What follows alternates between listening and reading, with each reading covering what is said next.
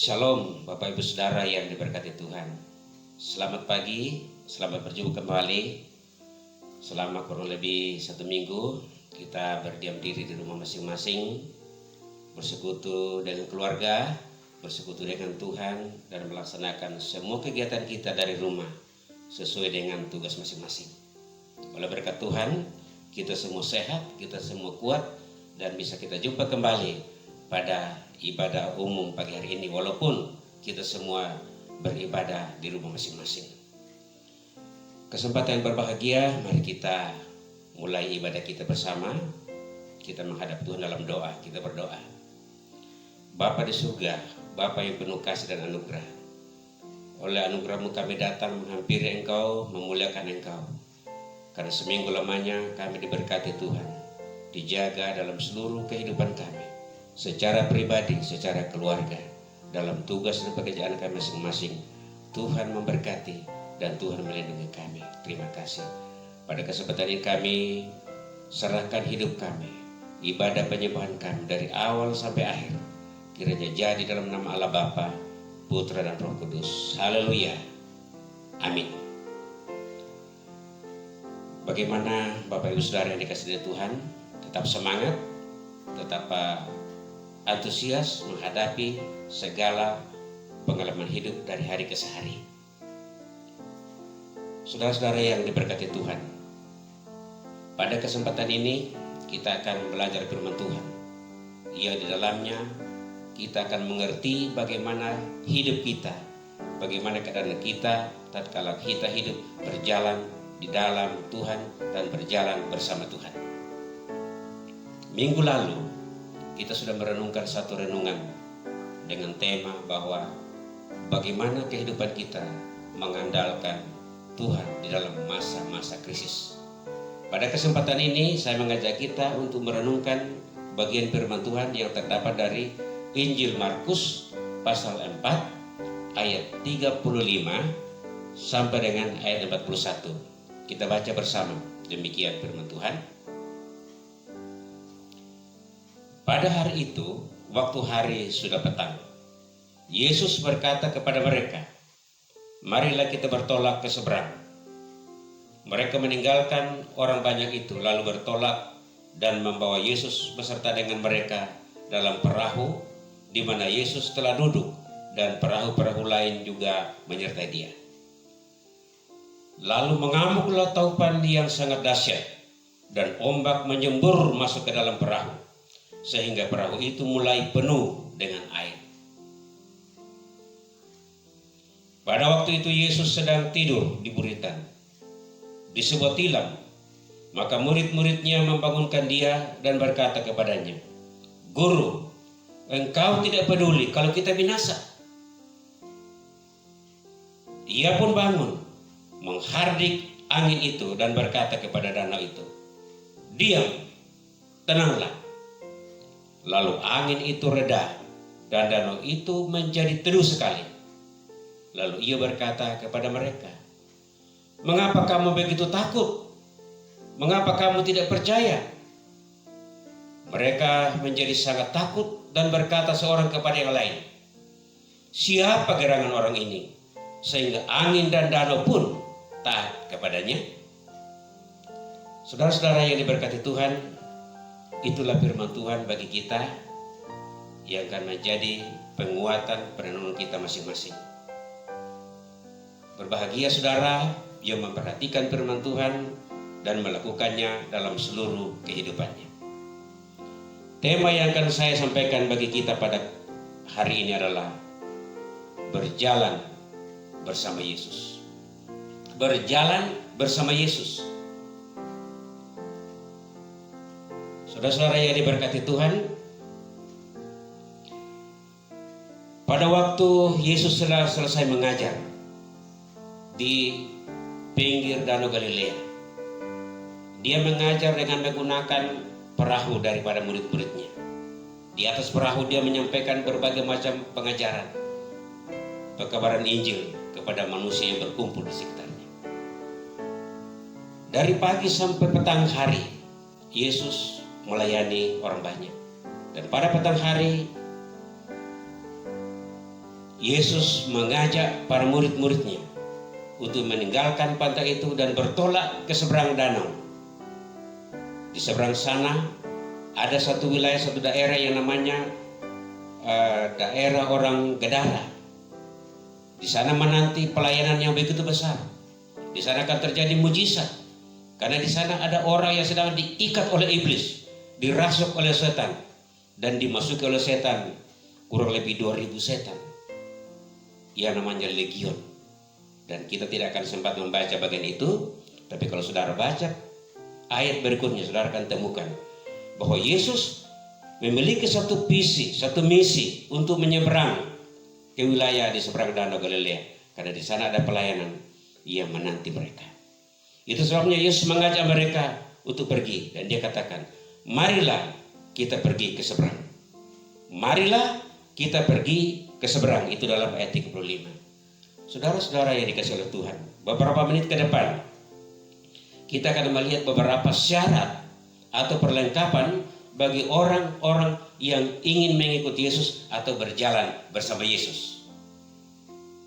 Yang pertama, dalam ayat 35, orang yang mau mengikuti Yesus itu atau berjalan bersama Yesus, dia harus berpegang kepada firman Tuhan. Dia harus berpegang kepada perkataan Yesus. Apa kata Yesus, itu yang harus dipegang, dipahami, dan dilakukan.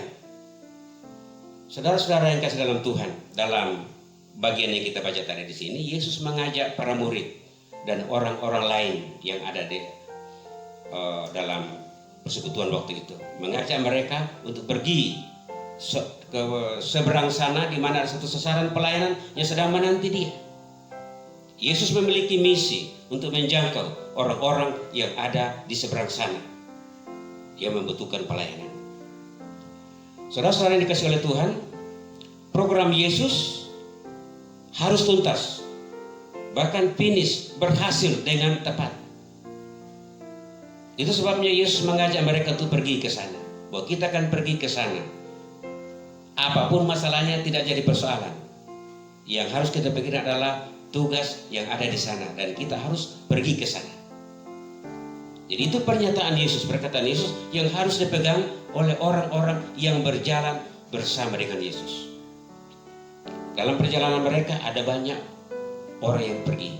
Selain daripada ke-12 murid, juga diikuti dengan beberapa perahu-perahu lain yang mengiringi perjalanan malam hari itu. Jadi setiap perkataan Yesus, saudara, harus dipegang dan dipahami dengan baik dan dilakukan dengan iman, sehingga perjalanan kita akan kita menikmati suasana kebahagiaan dan damai sejahtera bersama Yesus. Itu yang pertama. Yang kedua, dari ayat 37 sampai 39, di sana kita sudah membaca tadi, dan saya mau menggarisbawahi di sini bahwa orang yang mau berjalan bersama Yesus, dia harus siap menghadapi tantangan, siap menghadapi segala risiko. Ingat bahwa pelayanan Yesus membuat iblis tidak tenang, membuat setan tidak aman, dan dia berusaha bagaimana pelayanan Yesus itu hancur di tengah jalan. Dan kita melihat dalam perjalanan ini, di tengah perjalanan, apa yang terjadi? Perahu yang ditumpangi situ adalah perahu kecil, perahu sederhana, bukan perahu atau kapal feri yang besar, tetapi ini kapal kecil, kapal kayu, kapal nelayan, di mana Yesus naik bersama murid-muridnya. Tatkala Yesus naik, dikatakan dia duduk dan tidur di buritan. Buritan itu adalah tempat ABK, tempat nelayan untuk beristirahat. Dan disitulah Yesus duduk, dan dikatakan dia berbaring di atas tilam. Yesus sedang tidur, saudara-saudara. Secara fisik, secara manusia dia capek seharian berbicara dan mengajar. Malam itu dia istirahat.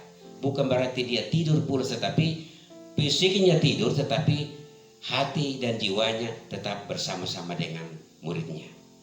Karena dia yang mengantar murid-murid itu, saudara. Badai gelombang menghantam perahu mereka malam itu, dan dikatakan air sudah masuk, tembus masuk ke dalam perahu. Begitu dahsyatnya ombak itu mengamuk, saudara. Dan ini di tengah kegelapan malam.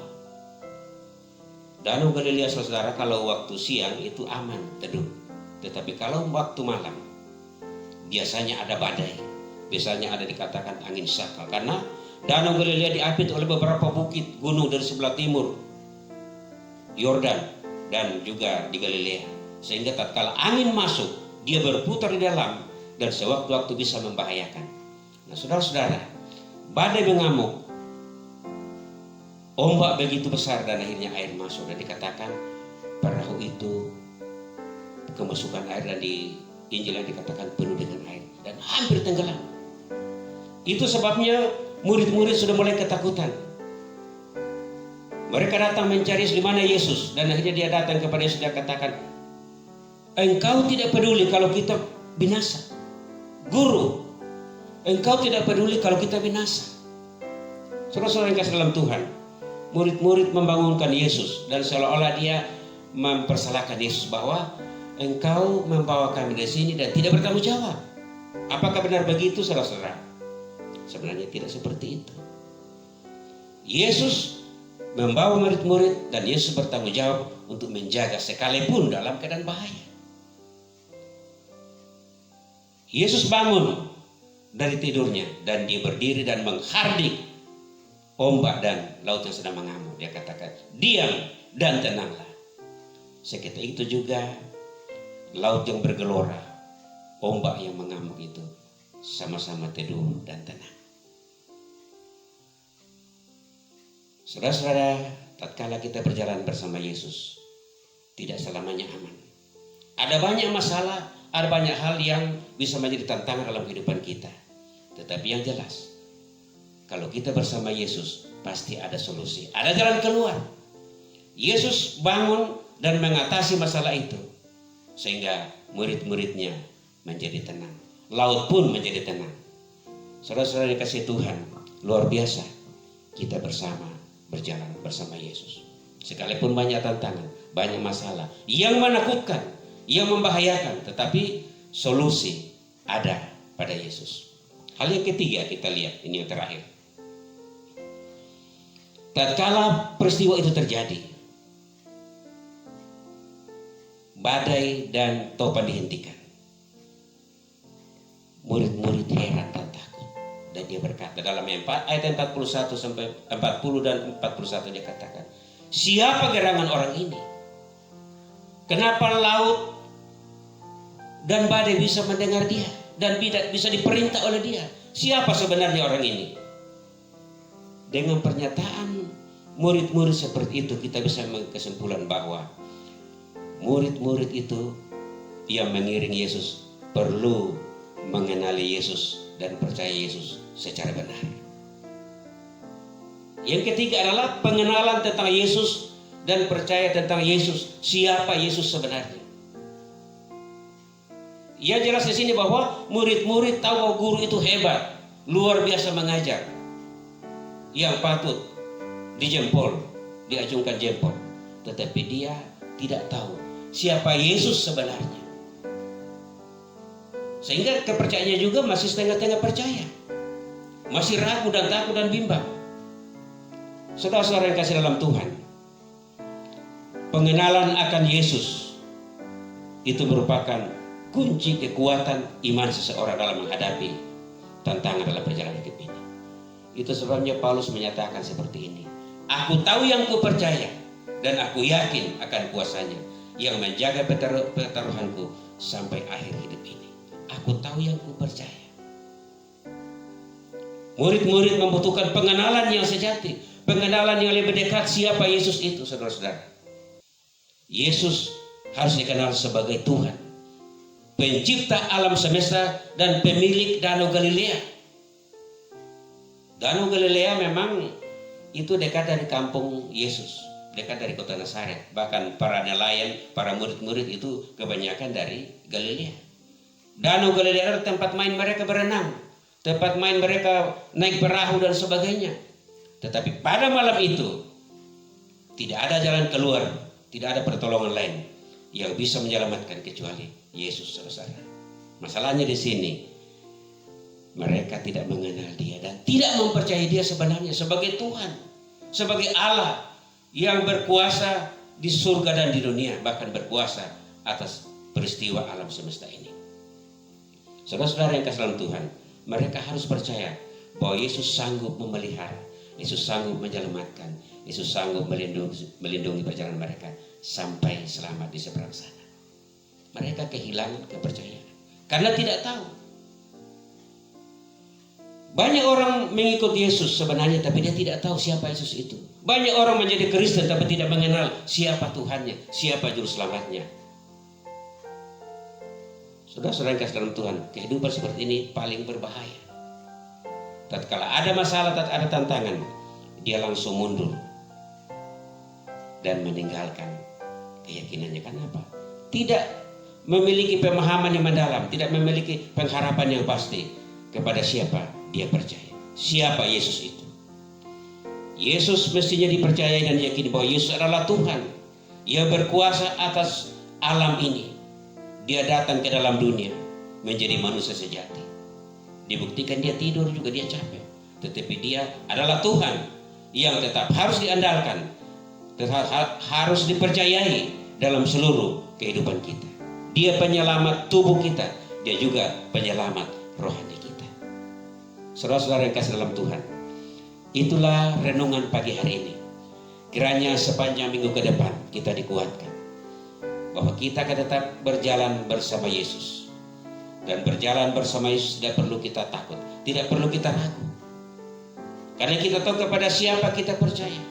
Sekalipun ada bahaya, ada tantangan, ada musibah yang sedang kita hadapi, tidak perlu kita takut. Waspada, berjaga-jaga, menjaga kesehatan, taat kepada aturan-aturan yang ditetapkan oleh secara regulasi oleh pemerintah, kita ikuti. Tetapi lebih daripada itu, kita percaya bahwa kita berjalan bersama Yesus, kita aman.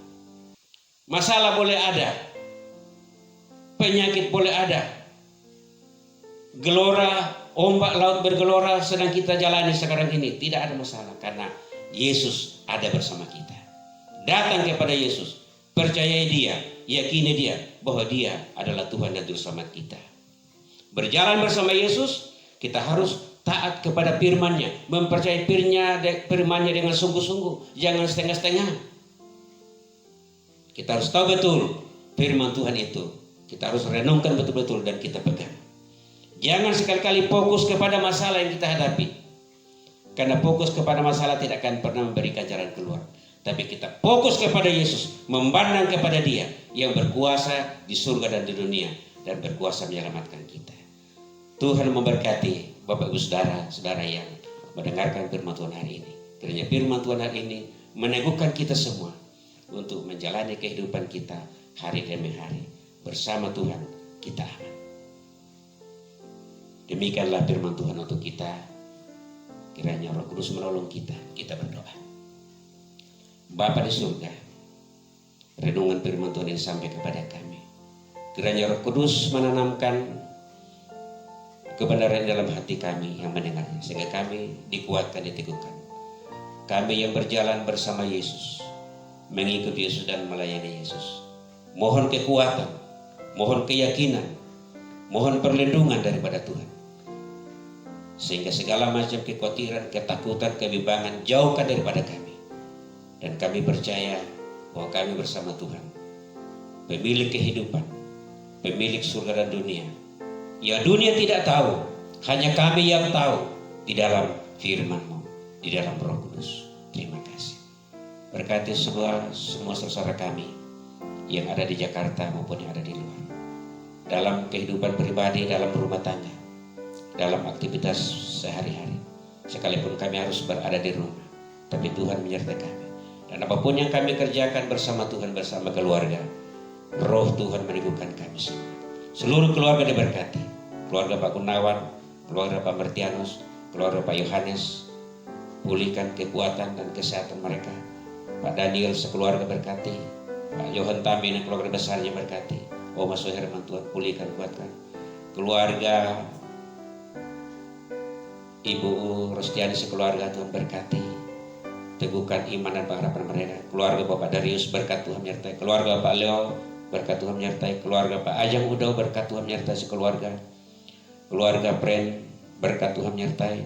Keluarga Yongki, keluarga Frans, keluarga Sartika, dan semua saudara-saudara kami, anak-anak muda dimanapun mereka berada.